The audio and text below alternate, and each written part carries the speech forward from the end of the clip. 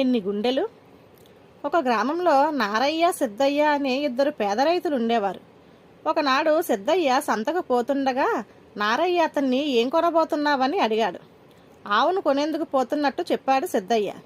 అయితే మనిద్దరికీ శ్రమ తప్పింది. నేను మా ఆవును అమ్మేందుకు సంతకు తోలుకుపోవాలనుకుంటున్నాను, వచ్చి చూడు అన్నాడు నారయ్య. సిద్ధయ్య పోయి ఆవును చూసి బేరమాడి 300 చెల్లించి ఇంటికి తోలుకుపోయాడు. ఆవు ఆ రాత్రి ఏదో జబ్బుతో బాధపడి తెల్లవారేసరికి చచ్చిపోయింది. సిద్ధయ్య సంగతి చెప్పి నారయ్యను తన డబ్బు వాపసు ఇమ్మని అడిగాడు.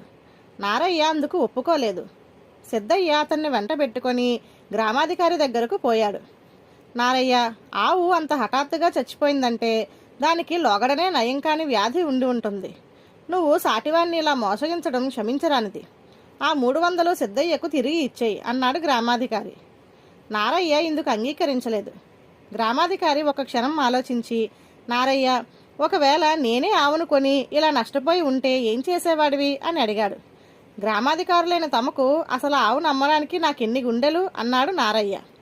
మోసం బయటపడింది. సిద్ధయ్యకు 300తో పాటు జరిమానా కింద నారయ్య చేత మరొక 100 రూపాయలు అదనంగా ఇప్పించాడు గ్రామాధికారి. ధన్యవాదాలు.